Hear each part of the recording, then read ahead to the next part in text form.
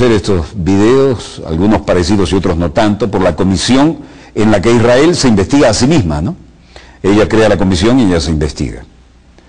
Y estas son imágenes que dieron a conocer en el contexto de el resultado de la comisión que estudió lo que se había llevado a cabo, la comisión Aylan, donde dicen que Israel fracasó en planificar el abordaje a la flotilla, que hubo fallas de inteligencia, pero que en vista de las circunstancias también debieron actuar con fuerza. Desde luego hay otras versiones y otras imágenes, pero no las permitieron, las secuestraron. Muy pocas salieron a la superficie y estas son algunas de ellas de los que iban en el buque Mármara. Evet. Evet. Her şeye bağlı. Şu an gaz bombası.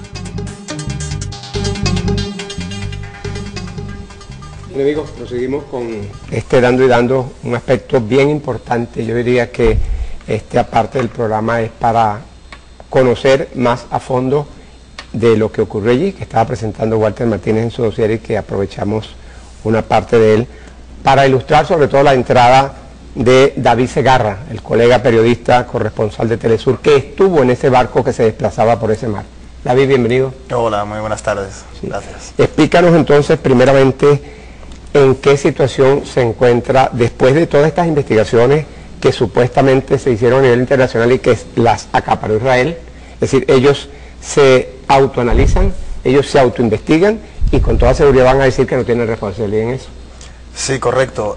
Sin embargo, también es importante recalcar que no solamente es Israel quien se está investigando, sino que también se han presentado informes al Tribunal Penal Internacional, a la Unión Europea, a la Organización del Tratado del Atlántico Norte, a la OTAN, recordar que Turquía es un país miembro de la OTAN, y hoy, por ejemplo, hoy mismo en Estambul se encuentran reunidos miembros de la prensa internacional que se encontraban en el Mavi Marmara, en el barco turco principal, cuando fue asaltado.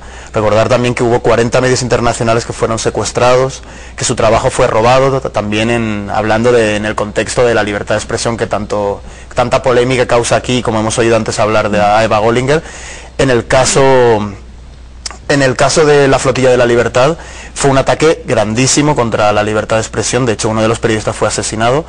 Y esas investigaciones no solamente las está realizando Israel, sino que las está realizando Turquía, se están realizando en Europa. Yo te puedo decir también que, por ejemplo, las 3 personas del Estado español que nos encontrábamos allí presentes, entre ellas yo, estábamos presentando una denuncia ante la Audiencia Nacional en el Estado español, precisamente para que los tribunales de España, los tribunales de otros países europeos, de Francia, de Bélgica, de Gran Bretaña, puedan hacer investigaciones, porque hubo ataques a ciudadanos no solamente de Turquía o palestinos, sino también hubo ataques a ciudadanos de todo el mundo. Entonces sí está habiendo investigaciones, sí está habiendo denuncias, los periodistas se están moviendo también, y yo creo que cada vez irá saliendo más a la luz todo lo que ha sucedido.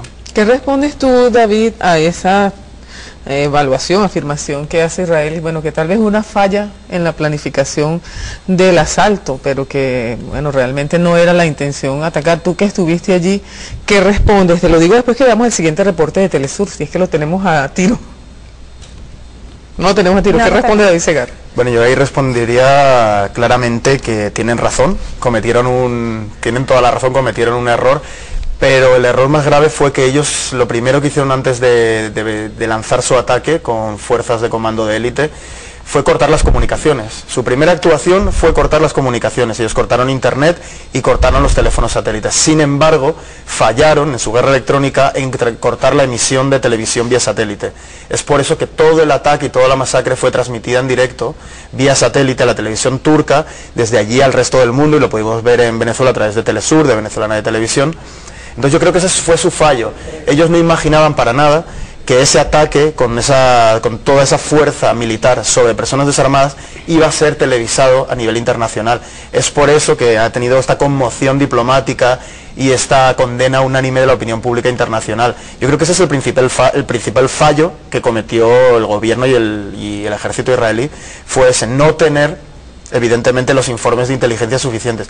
Sin embargo, el uso de la fuerza, cuando tú lanzas a comandos y unidades de élite en alta mar, armados con armas automáticas, porque los disparos, y eso se ha visto en las autopsias, son de armas automáticas, es decir, fusiles de asalto, y de armas personales, 9 milímetros. De alto calibre. De alto calibre y también pistola. Y cuando se ve que en las autopsias, porque eso ya no estamos hablando de opiniones, sino como periodistas estamos hablando de hechos. Las autopsias están realizadas, los informes forenses hablan que la mayoría de las personas asesinadas fueron con disparos a quemarropa. Vamos con David Segarra, quien continúa con nosotros, documentalista, colaborador de nuestro canal hermano Telesur, y conversábamos con él acerca de lo que vivió en la flotilla La Libertad atacada por Israel. Y nosotros queremos colocar un video que hace referencia justamente a este ataque. David, y antes quería hacerte una consulta, porque tú hablabas acerca de esa conmoción a nivel mundial que ocasionó este ataque a Israel, pero hablamos también de quizás los puntos de vista a nivel internacional, o los pronunciamientos a nivel internacional o a instancias internacionales con respecto a este tema, que quizás no fueron tan contundentes como la conmoción que causó y las manifestaciones que se generaron.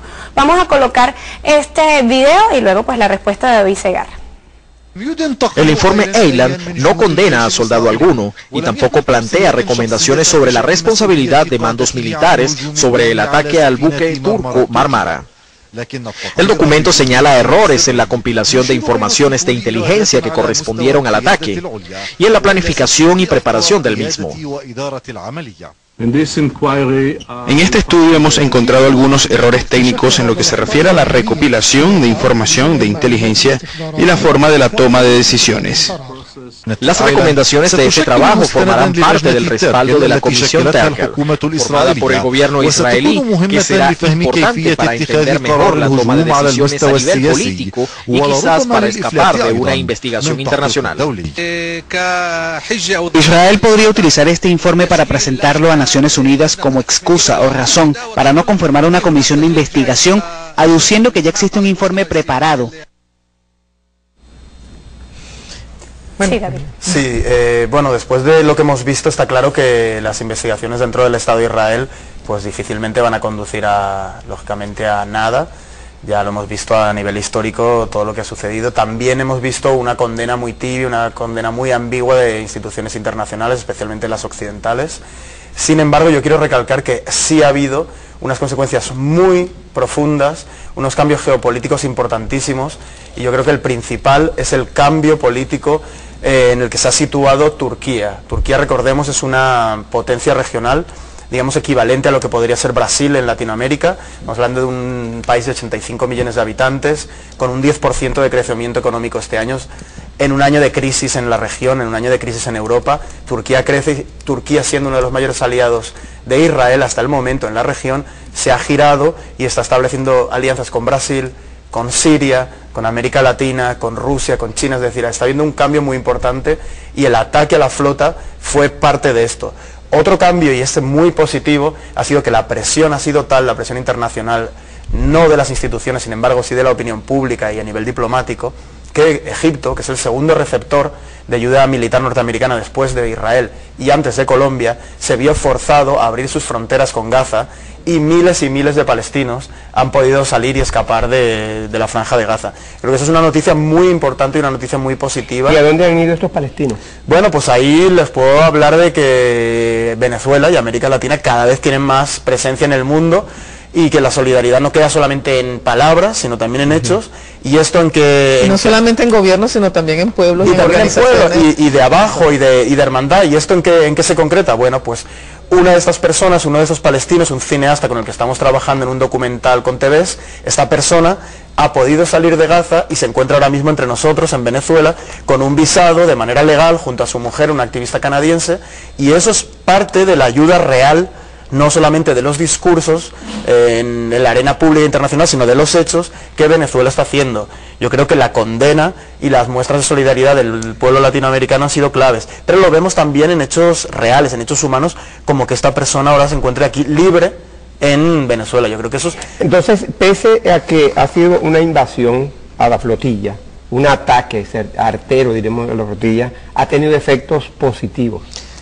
Sí, bueno, yo creo que los ejemplos históricos son claros. El ejemplo de la lucha, por ejemplo, contra el apartheid en Sudáfrica también, o el colonialismo en todo el mundo. El caso de India con Gandhi, obviamente ha tenido sacrificios y toda lucha, todo derecho se ha tenido que conquistar con muchos sacrificios. Sin embargo, las consecuencias sí están siendo positivas para el pueblo palestino. Nos quedan 2 minutos apenas, David, lamentablemente, pero sí quería que nos comentaras rápidamente 2 situaciones. Una, bueno, hoy hay un escenario similar con otro barco de ayuda humanitaria que está siendo, según reportan, hay noticias confusas en este momento, porque dicen, bueno, que está siendo rodeado por embarcaciones israelíes nuevamente. Dicen también estas informaciones que es posible que hayan aceptado desviar su curso para evitar un nuevo escenario. De hecho, acá, Tania, y complemento esto, dice, el barco libio con ayuda humanitaria no logró llegar a Gaza tras recibir una advertencia de Israel, se tuvo que trasladar a Egipto. Eso, bueno, para saber tu opinión, y también una opinión breve sobre, porque todo tiene que ver, ¿no?, sobre esa alerta que lanzó ayer desde Cuba Fidel Castro sobre la inminencia o el riesgo inminente de un conflicto bélico. Sí, correcto. Respecto al barco libio, la información que puedo aportar es que esto no se ha acabado aquí tras la masacre del Mar Marmara y contra la Flota de la Libertad.